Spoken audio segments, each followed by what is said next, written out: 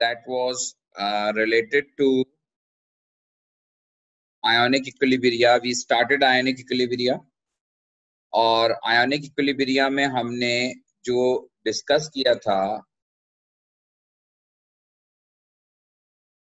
हमने दो डेफिनेशंस पे बात की थी. Number one is pH, and as we discussed that pH is a method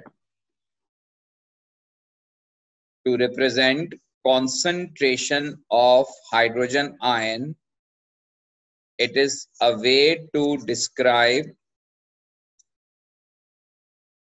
जी हसन अली खान.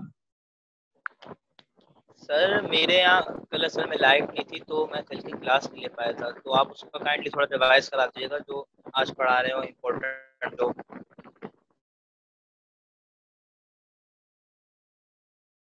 अच्छा, ये हमने डिस्कस किया था एक फॉर्मूला. जो इम्पोर्टेंट बात थी वो ये थी कि pH is negative log of hydrogen ion concentration, और negative log of hydrogen ion concentration में हम यहाँ पर सिंपली कैलकुलेटर से नेगेटिव लॉग निकाल सकते हैं. तो आप, जैसे मैंने आपको कहा था कि आप बायो के स्टूडेंट भी हैं तो आपको कोई इश्यू नहीं है, आप जस्ट कैलकुलेटर यूज करके pH वैल्यू कैलकुलेट कर सकते हैं और आगे हम इसको कैलकुलेट भी करेंगे.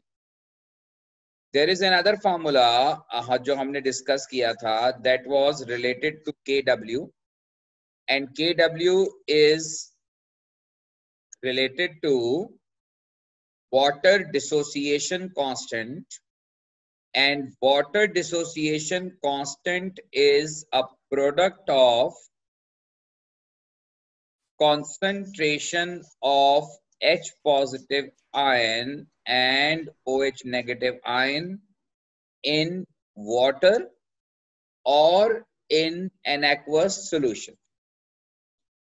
हमने ये बात की थी कि जब हम प्योर वाटर लेते हैं even at 25 degree centigrade at room temperature, तो प्योर वाटर भी डिसोसिएट करता है.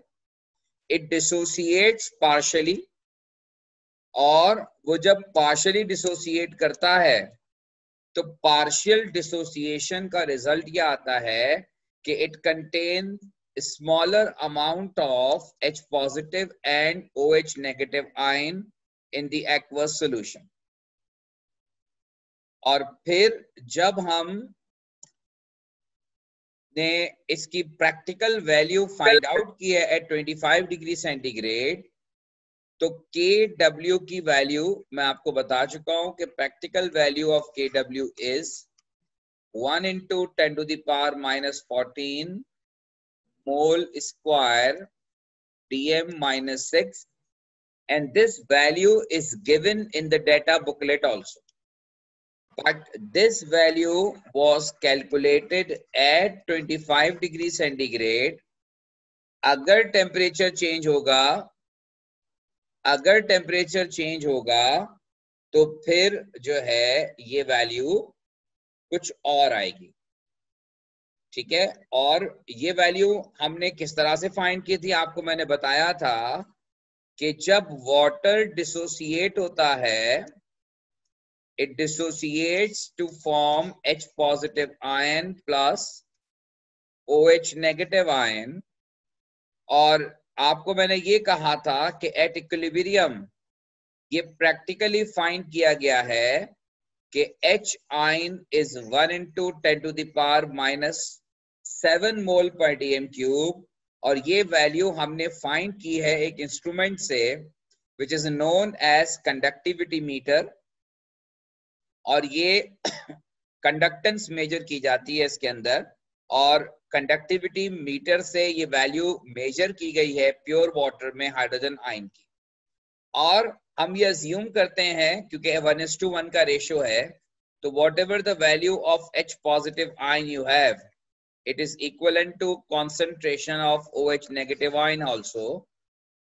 तो 1 into 10 to the power minus 7 mole per dm cube जो है वो OH नेगेटिव आयन की भी वैल्यू होती है.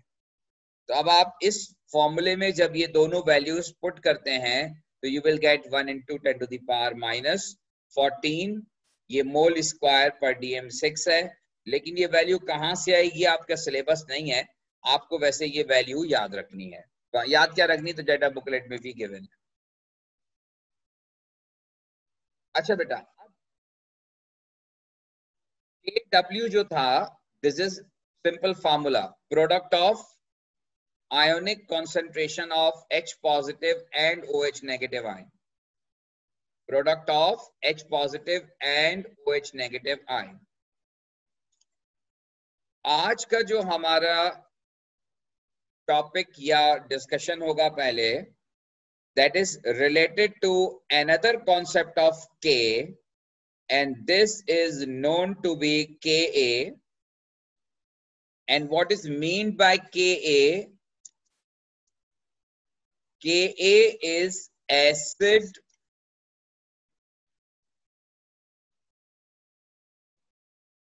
dissociation constant, acid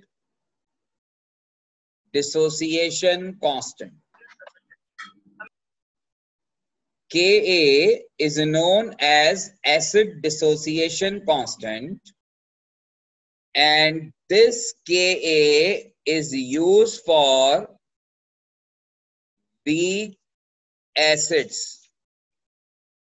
This concept is not valid for strong acids or strong bases, और रीजन बड़ा सिंपल है कि आपको स्ट्रॉन्ग और वीक के दरमियान डिफरेंस पता है कि स्ट्रॉन्ग जो होता है इट फुली डिसोसिएट्स, जबकि वीक जो होता है वो पार्टली डिसोसिएट करता है, पार्शियली डिसोसिएट करता है।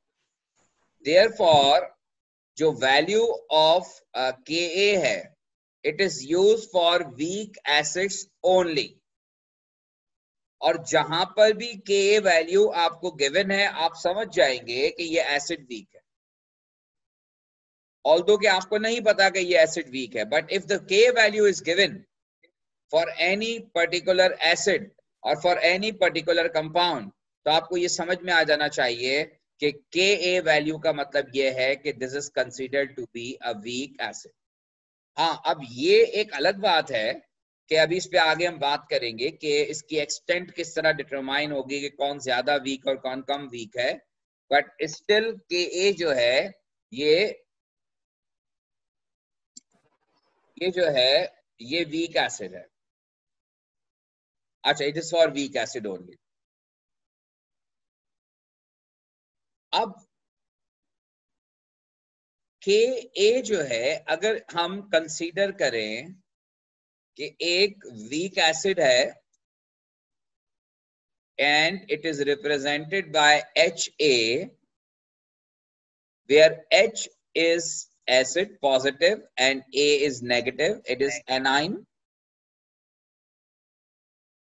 और जब ये Ha dissociate होगा then it will produce H positive ion plus A negative ion,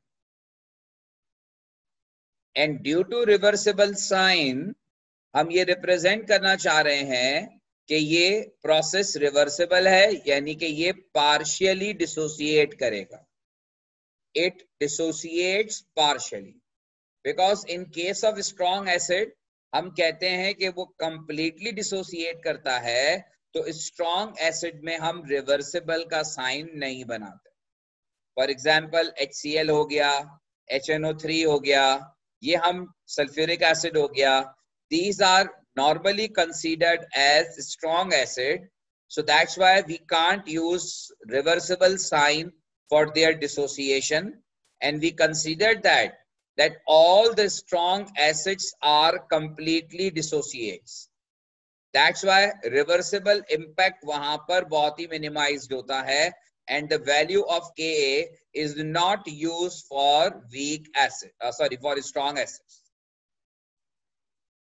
Now, if we want to write expression of equilibrium constant for this particular acid, for this particular reversible reaction, तो आपको पता है कि K value जो होती है, चाहे वो Kc हो जैसे, तो it will be equivalent to concentration of product side divided by concentration of reactant side.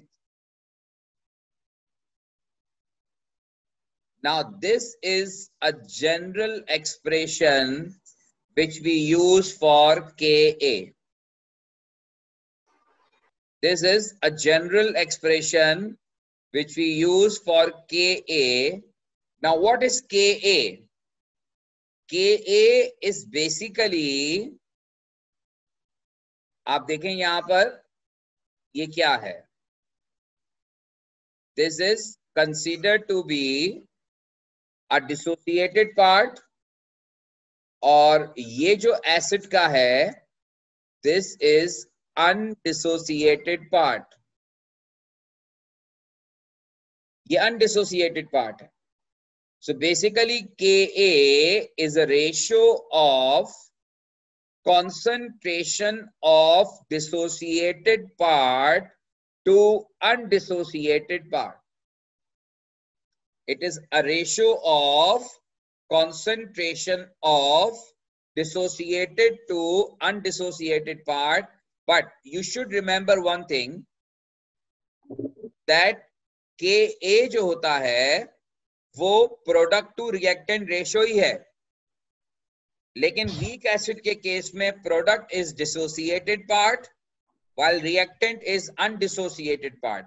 क्योंकि देखो जो वीक एसिड होता है, जब हम कहते हैं कि वो फुली डिसोसिएट नहीं होगा, इसका मतलब है कि कुछ डिसोसिएट होगा और कुछ डिसोसिएट नहीं होगा.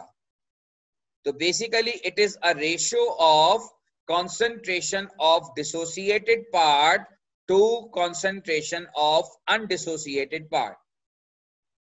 लेकिन अगर एग्जाम में आपको कहा जाता है कि what is the definition, what is Ka, तो you just write this expression, this is acceptable. You just write this expression is acceptable, कि H positive into A negative divided by HA. अच्छा, आप में से कोई स्टूडेंट जो मुझे ये बता सके, आपने ब्रॉन्स्टेड थ्योरी पढ़ी है एएस में, according to Bronsted theory of acid and base, what is A negative? A negative को क्या कहेंगे?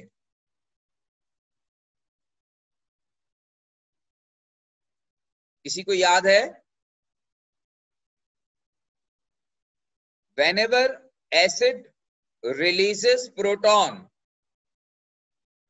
जब एसिड अपना प्रोटॉन रिलीज कर देता है, तो एसिड अपना प्रोटॉन जब रिलीज कर देता है तो जो रिमेनिंग कंपोनेंट होता है, जो बच जाता है, जो प्रोटॉन रिमूव करने के बाद बनता है, उसे अकॉर्डिंग टू ब्रॉन्स्टेड थ्योरी क्या कहते हैं हम? Conjugate base. So whenever an acid releases proton, after the release of proton, the remaining ion, the remaining component is called conjugate base. So acids always dissociates to form, acids always dissociate to form conjugate base. इसका मतलब ये हुआ कि अब मैं Ka को एक और जनरलाइज तरीके से भी लिख सकता हूं कि Ka जो है वो है H positive into concentration of conjugate base divided by HA. What is HA? It is acid, undissociated acid. So हम Ka का फॉर्मूला इस तरह भी लिख सकते हैं कि Ka is equal to concentration of H positive ion into concentration of conjugate base divided by concentration of acid. और इस तरह से ये Ka का एक्सप्रेशन लिखा जा सकता है, और Ka का यूनिट इज ऑलवेज मोल पर डेसीमीटर क्यूब. Ka का जो यूनिट होता है इट इज ऑलवेज मोल पर DM cube. Now every weak acid has its own Ka value. Every weak acid has its own Ka value. अभी मैं इसकी Ka values को आपको relate करवाऊंगा और relation बताऊंगा आगे. But first of all हम एक कुछ एग्जाम्पल देखते हैं. सपोज एग्जामिनर आपसे कहता है कि right Ka expression for ethanoic acid. Now you know this is an organic acid named as ethanoic acid, or ethanoic acid is a weak acid because majority of organic acids are weak acids. तो अब यहां पर ये weak acid है. Now when this ethanoic acid dissociates, so after the dissociation it will produce CH3 CO2 negative plus H positive.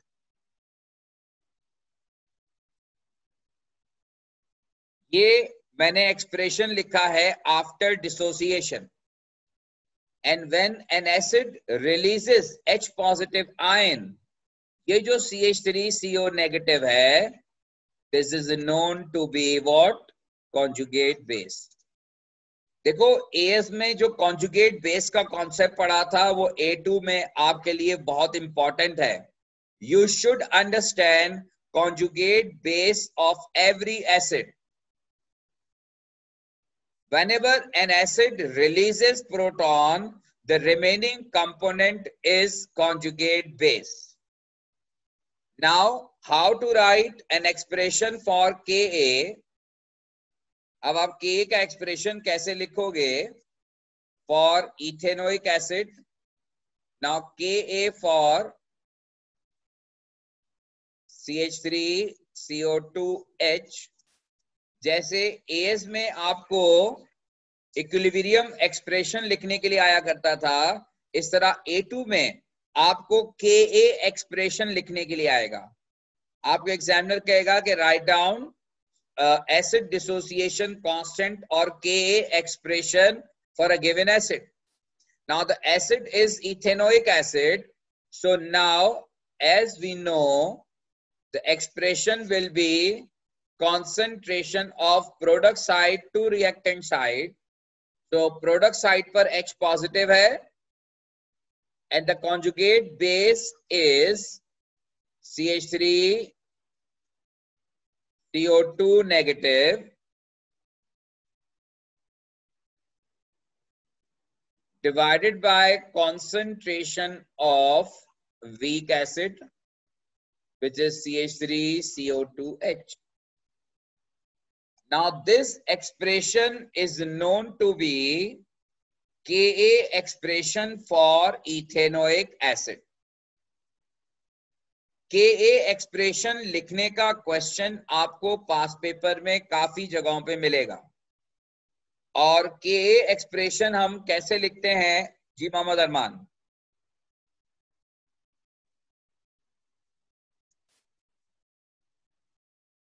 Ka expression ये लिखने का तरीका है.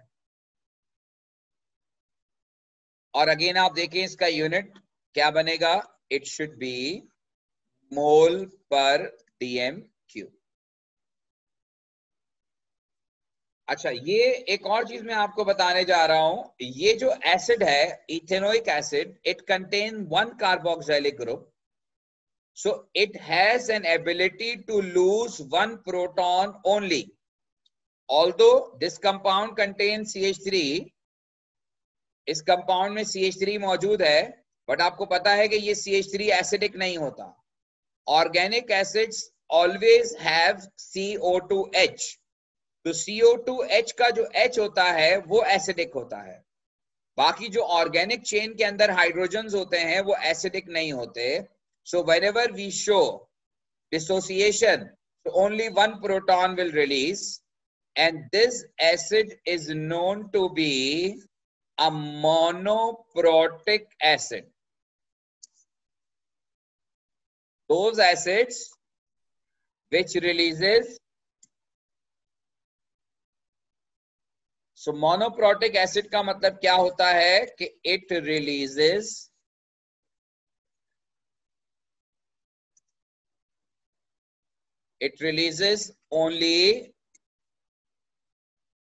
Only one proton. प्रोटॉन का मतलब H positive.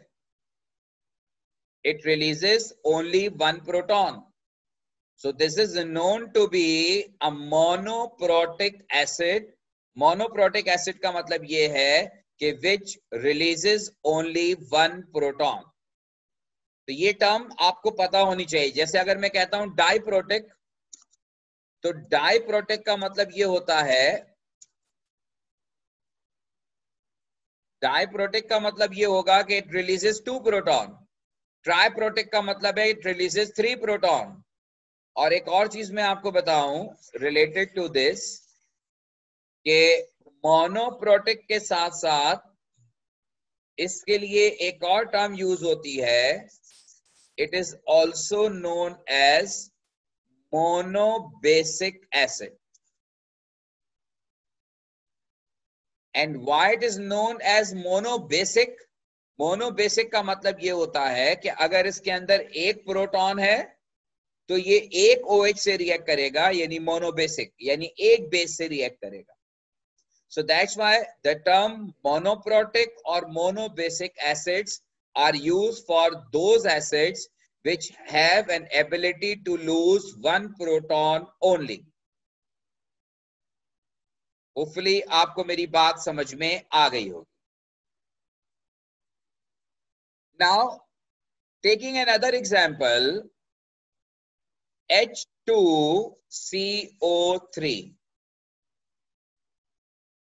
Now this acid is a carbonic acid. H2CO3 is a carbonic acid.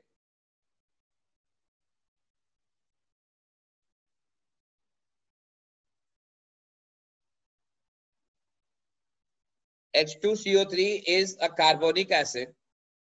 Now this carbonic acid is an example of diprotic acid. And why it is known to be diprotic acid? Because as we are observing that this acid contains 2 hydrogen, so it may release 2 protons. लेकिन जो Brønsted theory है, अब ये जरा समझिएगा, ये as की बात है. यहां पर ब्रॉन्स्टेड थ्योरी के अकॉर्डिंगली कोई भी एसिड जब अपना प्रोटॉन रिलीज करता है तो वो सारे प्रोटॉन एक साथ रिलीज नहीं करता. It releases its proton one by one.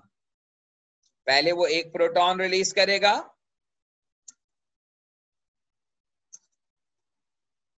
Under different condition, फिर वो एक और प्रोटॉन रिलीज करेगा if it is required. So H2CO3 जो है, it is an example of diprotic acid. और ये डाइप्रोटिक एसिड जो है, ये पहले एक प्रोटॉन रिलीज करेगा to make H positive ion plus HCO3 negative ion. Now this is H2CO3 is an acid and HCO3 negative is known to be a conjugate base of H2CO3. देखो ये A2 के paper में भी सवाल आता है कि आपको कोई भी एसिड दे देंगे, कोई भी कंपाउंड दे देंगे और कहेंगे कि इसका कॉन्जुगेट बेस बताओ. तो कॉन्जुगेट बेस वो होता है which is form after the release of one proton. One proton का मतलब है कि एक H पॉजिटिव. उसके बाद अगर मुझे इसका Ka एक्सप्रेशन लिखना है, now this is Ka for H2CO3. तो यहां पर Ka एक्सप्रेशन बनेगा as usual H positive into HCO3 negative divided by H2CO3. Now this expression is known to be acid dissociation constant for carbonic acid for H2CO3. This is Ka for H2CO3. अच्छा, अब ये जो acid है इसने एक proton release कर दिया और ये इसका कॉन्जुगेट बेस फॉर्म हो गया, बट स्टिल आप देखें कि HCO3 नेगेटिव के पास भी स्टिल एक प्रोटॉन मौजूद है। इसका मतलब यह है कि if it is required then this HCO3 may release one more proton. So now अगर आपको मैं कहूं कि HCO3 अपना प्रोटॉन रिलीज करता है तो another equilibrium is established. Now this HCO3 will release one more proton to form H positive and CO3 negative. ये एक और प्रोटॉन रिलीज हुआ, लेकिन जैसे मैंने आपको पहले भी कहा था कि दोनों प्रोटॉन एक साथ रिलीज नहीं होते। पहले एक प्रोटॉन रिलीज होता है and if it is required then दूसरा प्रोटॉन रिलीज होता है। पहले प्रोटॉन का जो रिलीज होना है उसकी के वैल्यू कुछ और होती है और दूसरा प्रोटॉन जब रिलीज होता है तो उसकी के वैल्यू कुछ और होती है। पहले प्रोटॉन का जब रिलीज होता है तो के एक्सप्रेशन कुछ और होता है और जब दूसरा प्रोटॉन रिलीज होता है तो उसका के एक्सप्रेशन कुछ और होता है। अब आप जब यहां पर लिखेंगे के एक्सप्रेशन तो ये होगा के ऑफ H2CO3 नेगेटिव। ये के जो है अब H2CO3 का नहीं है, ये के जो है वो HCO3 नेगेटिव का के है। This is another value of के। पुराने वाला के जो था वो पहला प्रोटॉन रिलीज हुआ था, अब दूसरा प्रोटॉन रिलीज हो रहा है एंड नाउ द के expression will change. Now it become H positive into CO3 2 negative divided by concentration of HCO3 negative. Now this expression is used to represent another Ka value for HCO3 negative. यानी इसका मतलब ये हुआ कि carbonic acid जब dissociate होगा तो उसकी दो Ka वैल्यूज होंगी।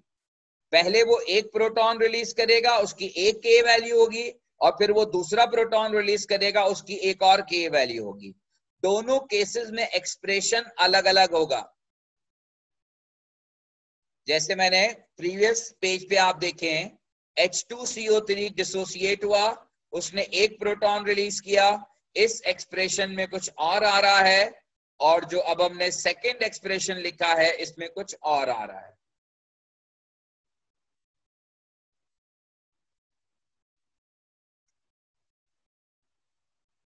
देखिए ये सवाल आया है कि दोनों प्रोटॉन एक साथ रिलीज क्यों नहीं हो सकते। दोनों प्रोटॉन एक साथ कभी भी रिलीज नहीं होंगे। जैसे मैंने अभी आपको ये कहा कि एवरी प्रोटॉन हैज इट्स के वैल्यू। हर प्रोटॉन का जो रिलीज होना है उसकी एक अपनी के वैल्यू होती है। हर प्रोटॉन के रिलीज होने की एक अपनी के वैल्यू होती है। एक वक्त में एक प्रोटॉन हर प्रोटॉन एक वक्त में रिलीज नहीं हो सकता, क्योंकि हर दफा एक नया इक्विलिब्रियम एस्टैब्लिश होता है। After the removal of every proton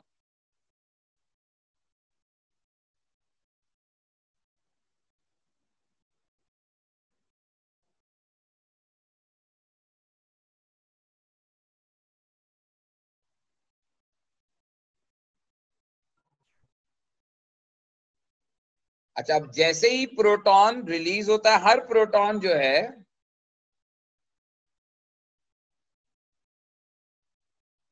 नहीं जी, अब इसको कैसे करेंगे, क्या करेंगे, इस पर हम अलग बात करेंगे, इस पर बात होगी बाद में, अभी नहीं। अभी आप इस कंफ्यूजन में ना जाएं कि इसकी कैलकुलेशन में क्या होगा, अभी हम कैलकुलेशन की बात नहीं कर रहे हैं। First of all you just understand कि every release of every proton will make its own equilibrium, and that's why every release of proton has its own Ka value. हर मर्तबा जब प्रोटॉन रिलीज होगा, एक नया इक्विलिब्रियम एस्टैब्लिश होगा और एक नई K वैल्यू होगी। हर K वैल्यू अलग अलग होती है, हर प्रोटॉन के रिलीज की K वैल्यू अलग अलग होती है, ओवरऑल K वैल्यू नहीं होती, हर स्टेप की अलग अलग K वैल्यू होती है। जैसे हमने अभी कार्बोनिक एसिड की एग्जांपल ली, तो कार्बोनिक एसिड में एक को हम Ka1 कह देते हैं, एक को हम Ka2 कह देते हैं, यानी डिसोसिएशन कांस्टेंट की वैल्यू नंबर 1 और डिसोसिएशन कांस्टेंट की वैल्यू नंबर 2। Ka1 का मतलब यह है कि रिमूवल ऑफ फर्स्ट प्रोटॉन और Ka2 का मतलब यह है कि रिमूवल ऑफ सेकंड प्रोटॉन। और अगर यहाँ पे एक और प्रोटॉन होता और एक और प्रोटॉन रिलीज होता तो उसकी एक और Ka वैल्यू होती। सो एवरी टाइम जब प्रोटॉन रिलीज होता है तो प्रोटॉन रिलीज होने के बाद उसकी एक Ka वैल्यू स्टैब्लिश होती है। So every time removal of proton will create a Ka value. पहले वो इक्विलिब्रियम अटेन करता है, प्रोटॉन रिलीज होता है, इक्विलिब्रियम गेन होता है और उस इक्विलिब्रियम की एक वैल्यू होती है, उस इक्विलिब्रियम कांस्टेंट की एक वैल्यू होती है। फिर अगर मजीद कंडीशन डेवलप होती हैं और अल्कली आता है और मजीद प्रोटॉन रिलीज करना पड़ता है तो फिर another equilibrium is established. तो every time we observe removal of proton और every time a new equilibrium is established. तो आपको ये कॉन्सेप्ट अभी फिलहाल इस लंबी कहानी में नहीं जाइए कि कैलकुलेट कैसे होगा, अभी फिलहाल से फोकस करना है जो हमें पहला कॉन्सेप्ट ये एस्टैब्लिश करना है। हम कैलकुलेशन पर भी आएंगे, लेकिन पहला इस कॉन्सेप्ट ये एस्टैब्लिश करना जरूरी है कि how to write Ka expression, and if the acid is diprotic or triprotic acid, in that case how would you make a simple expression for Ka? Hopefully आपको मेरी बात समझ में आ गई होगी। And now if you have any question then please ask me.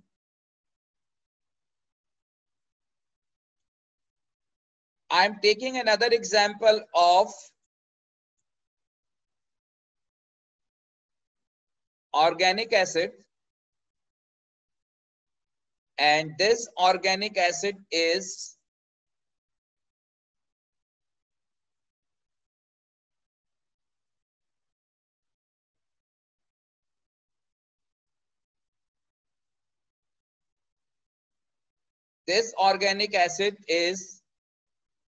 Dioic acid. अगर आप recall करें अपनी एएस की केमिस्ट्री तो इस कंपाउंड का नाम है propane dioic acid, and this acid is again an example of diprotic acid. And why it is diprotic acid? Because it contains two carboxylic groups. इसके अंदर दो कार्बोक्सिलिक ग्रुप्स हैं, ठीक है, इसके अंदर दो कार्बोक्सिलिक ग्रुप्स हैं। तो अब ये दोनों कार्बोक्सिलिक ग्रुप एक साथ प्रोटॉन रिलीज नहीं करेंगे, पहले एक प्रोटॉन रिलीज होगा and then if it is required एक और प्रोटॉन रिलीज होगा। जैसे आप देखिए पहला प्रोटॉन जब रिलीज होगा तो after the removal of first proton it will become CO2 negative, CH2, CO2H plus H positive। अब अगर इसको मैं लिख देता हूं कि ये हो गया Ka1, यानी acid dissociation constant number 1, it is for the removal of first proton. अब आप राइट वाले से निकालें प्रोटॉन या लेफ्ट वाले से निकालें, it doesn't make any difference, ठीक है, इससे कोई फर्क नहीं पड़ता कि आपने प्रोटॉन कहां से रिलीज करवाया है। Now in the next step what will happen कि ये जो CO2 नेगेटिव CH2 CO2H है, it releases another proton as per requirement, और अब ये हो जाएगा CO2 negative, CH2 CO2 negative with the removal of another proton. पहले एक इक्विलिब्रियम एस्टैब्लिश हुआ और अब दूसरा इक्विलिब्रियम एस्टैब्लिश होगा, और ये वैल्यू जो है इसको हम कहेंगे Ka2।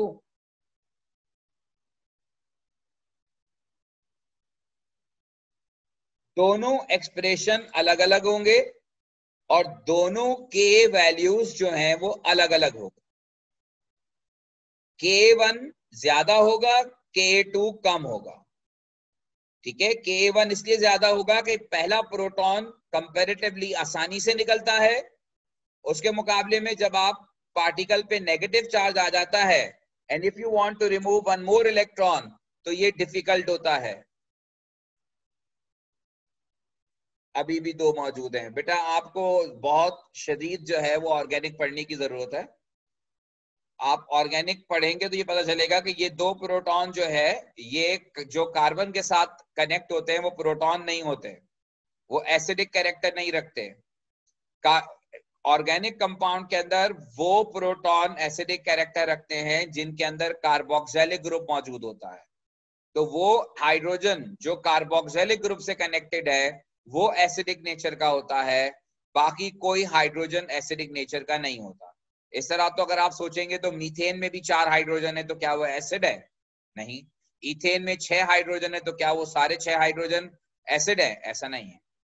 ऑर्गेनिक कंपाउंड के अंदर एसिडिक कैरेक्टर जो होता है वो होता है due to the presence of carboxylic group as per your as knowledge. Organic compound के अंदर जो एसिडिक कैरेक्टर होता है ये कार्बोक्सिलिक ग्रुप वाले प्रोटॉन के अंदर होता है। तो अब यहां पर K1 और K2 ये दो अलग अलग एक्सप्रेशन बनेंगे और दोनों एक्सप्रेशन में अलग अलग प्रोटॉन रिलीज होगा। फिर जैसे मैंने आपसे कहा कि after the removal of first proton, चूंकि पार्टिकल पे नेगेटिव चार्ज आ जाता है तो फिर रिमूवल ऑफ सेकेंड इलेक्ट्रॉन जो है वो प्रोटॉन वो ज्यादा मुश्किल हो जाता है, इसलिए सेकेंड प्रोटॉन का रिमूवल बाद में होता है और एज पर रिक्वायरमेंट होता है। अगर इतना ज्यादा अल्कली या बेस मौजूद है कि प्रोटॉन उसके साथ रिएक्ट कर जाएगा तो पहले एक प्रोटॉन रिलीज होगा एंड एज पर रिक्वायरमेंट दूसरा रिलीज होगा, और अगर उससे भी ज्यादा प्रोटॉन है तो फिर वो भी रिलीज होंगे एज पर रिक्वायरमेंट। होपफुली आपको मेरी बात समझ में आ गई होगी। अगर इससे रिलेटेड कोई क्वेश्चन है तो पूछ लीजिए। अच्छा जी, ये जो आप टॉपिक कर रहे हैं, मैंने एनर्जेटिक्स का तो आपको पास्ट पेपर की पीडीएफ फाइल भेज दी थी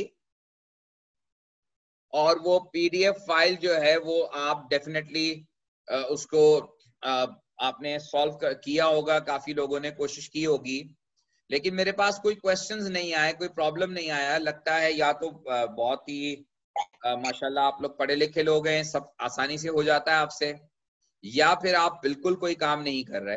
तो दोनों केसेस में जो है वो एक्सट्रीम मुझे ज्यादा मुनासिब नहीं लग रही। अब जो ये इक्विलिब्रिया के पास पेपर का बुकलेट है ये मैंने जो है वो स्कूल में भेज दिया है।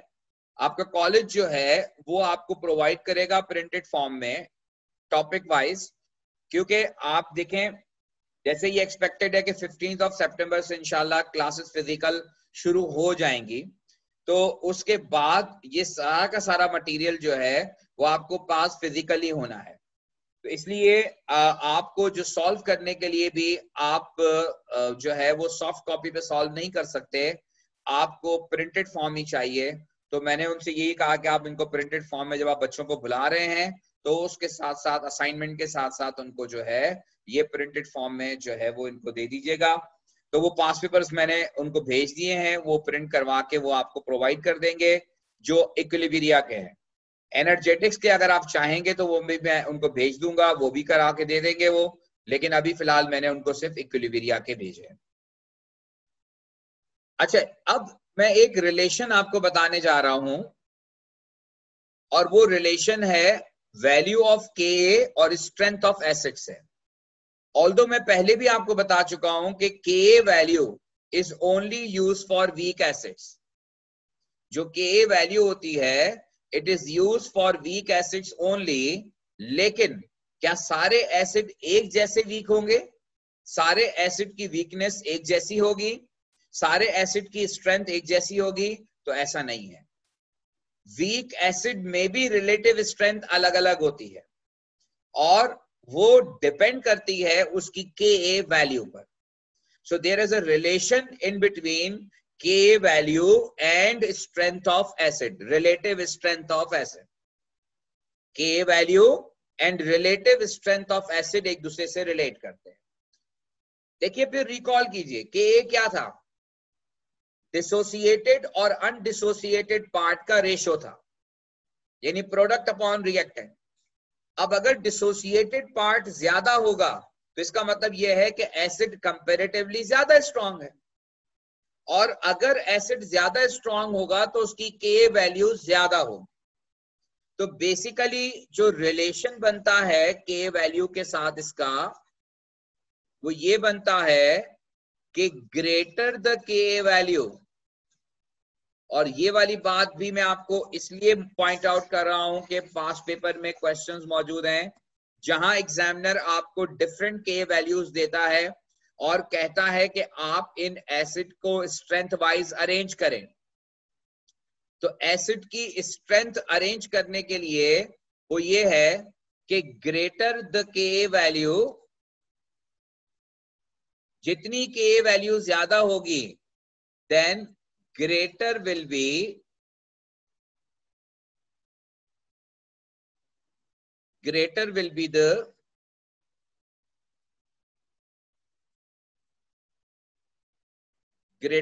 the strength of weak acid।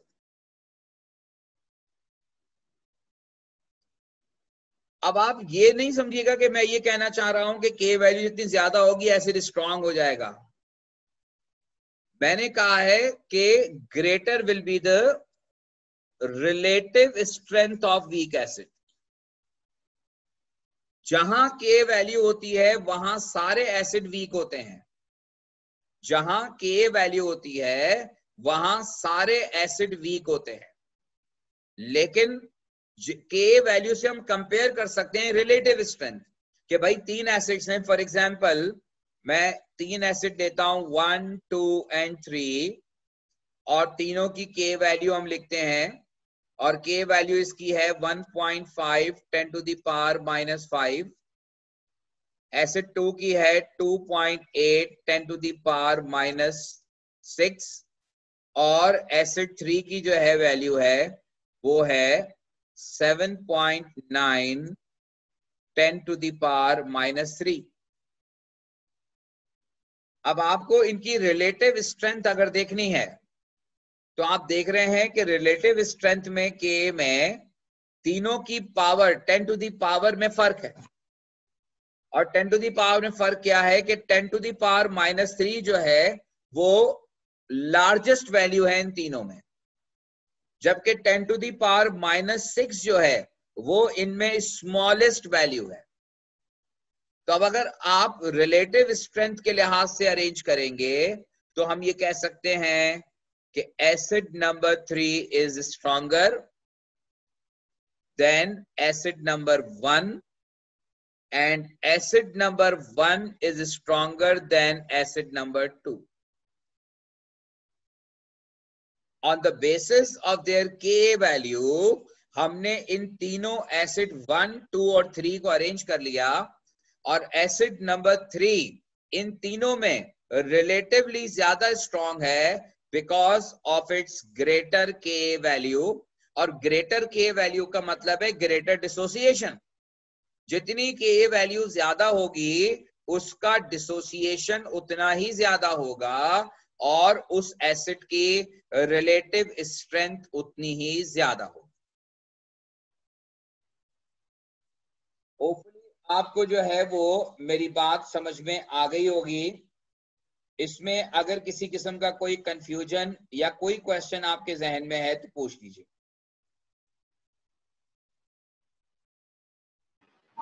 Sir greater relative strength का मतलब ज्यादा पीएच होगी एसिड की?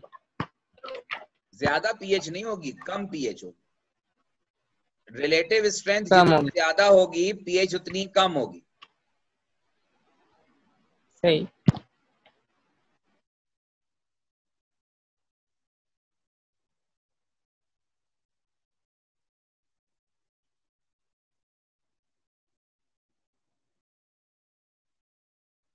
अच्छा, अब फाइनली इसमें एक छोटा सा कॉन्सेप्ट और रहता है, फिर अगली क्लास में जब हम जाएंगे तो इंशाल्लाह फिर इसके न्यूमेरिकल्स और क्वेश्चंस की तरफ मूव करेंगे जो इनसे इस पूरे कॉन्सेप्ट से रिलेटेड है। जो हमने एक डेफिनेशन पीएच की, एक डेफिनेशन हमने की थी केडब्ल्यू की, यानी कॉन्सेप्ट पढ़ा था केडब्ल्यू का। आज हमने कॉन्सेप्ट पढ़ा के का, और ये क्लियर हमने कॉन्सेप्ट पढ़ा कि के जो होता है वो बेसिकली वीक एसिड्स के लिए होता है, और के वैल्यू जितनी ज्यादा होती है वो वीक एसिड रिलेटिवली उतना स्ट्रांग होता है। तो रिलेटिव स्ट्रेंथ ऑफ एसिड हम डिटरमाइन करने के लिए के वैल्यू यूज करते हैं। फाइनली एक और जो है वो कॉन्सेप्ट है इसमें, that is a concept of pKa.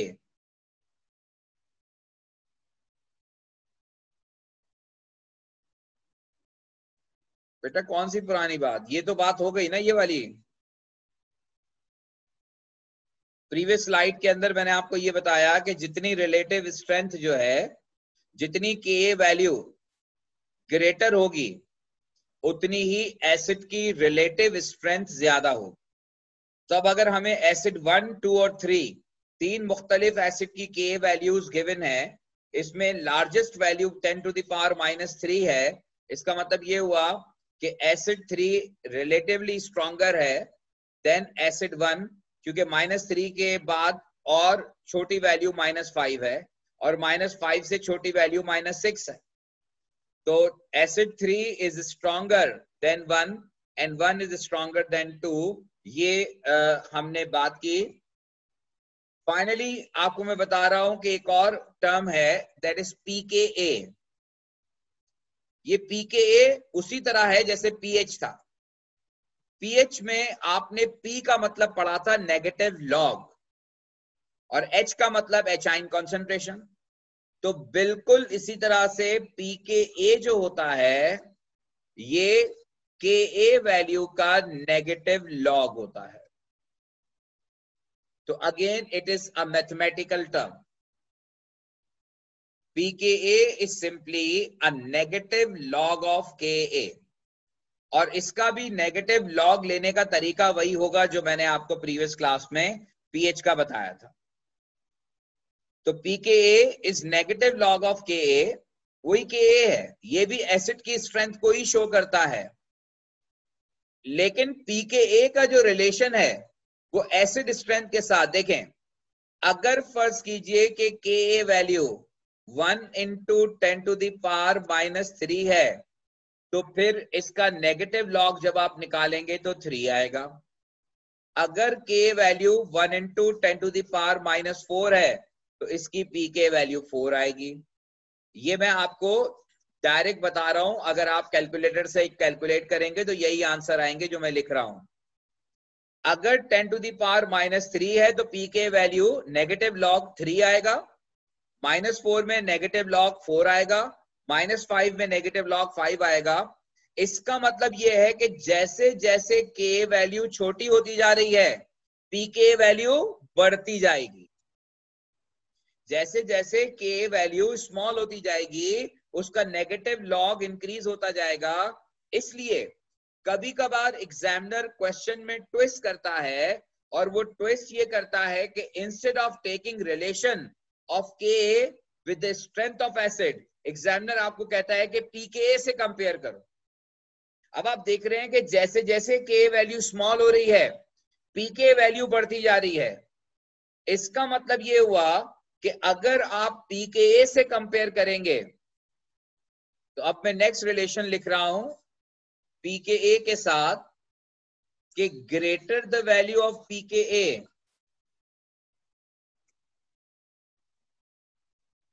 Greater the value of pK, जितनी पीके वैल्यू बढ़ती जाएगी आपको नजर आ रहा है के वैल्यू उतनी कम होती जाएगी, और के वैल्यू कम होने का मतलब है कि रिलेटिव स्ट्रेंथ उतनी ही कम होती जाएगी। तो ग्रेटर द वैल्यू ऑफ के ए lesser will be the relative strength of acid. Lesser will be the relative strength of acid. ये रिलेशन बिल्कुल उल्टा है। के वैल्यू ज्यादा होने पर रिलेटिव स्ट्रेंथ ज्यादा होती है, और पीके वैल्यू ज्यादा होने पर रिलेटिव स्ट्रेंथ कम होती जाती है। आइडिया वही है जो मैंने आपको बताया है, लेकिन कभी एग्जामिनर के वैल्यू से कंपेयर करवाता है, कभी पीके से कंपेयर करवाता है, तो आपको दोनों रिलेशंस क्लियर होने चाहिए।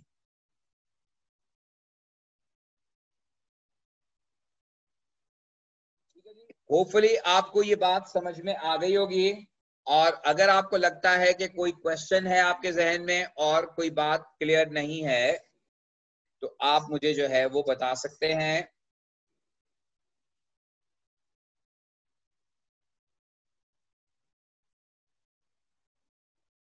कोई क्वेश्चन अगर आपके जहन में है?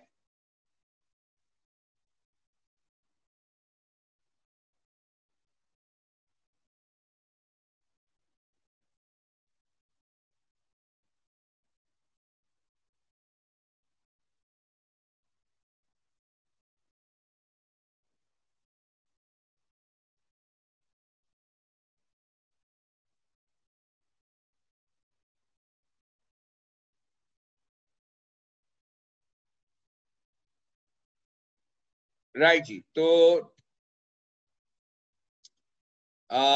होपफुली आपको बात समझ में आ गई होगी। ठीक है, इसको देख लीजिएगा, पढ़िएगा बुक से अगेन के का टॉपिक। इसमें फिर कोई प्रॉब्लम हो तो मुझे बताइएगा। ठीक है जी, थैंक यू। इंशाल्लाह जो है वो बाकी बात करेंगे नेक्स्ट। असल में पिछली क्लास में हुआ ये था कि वीडियो जो है वो आपकी रिकॉर्ड नहीं हो पाई थी, क्योंकि वो अचानक मेरे पास लाइट चली गई थी और मैं वीडियो का बटन ऑन करना फिर बाद में भूल गया था। तो वो लेक्चर आपका जो मिस हुआ है वो मैं किसी और स्कूल में जब मैं ग्रुप में करवाऊंगा, तो जैसे ही वहां मैं करवाऊंगा वो टॉपिक मैं आपके पास अपलोड कर दूंगा आपके ग्रुप पर। तो ये वाला जो लेक्चर है ये रिकॉर्ड हो गया है, ये मैं इमरान को भेज दूंगा, तो फिर ये फाइल जो है वो आप के साथ वो शेयर कर लेगा। ठीक है जी, तो इंशाल्लाह बाकी बात होगी अगली क्लास में।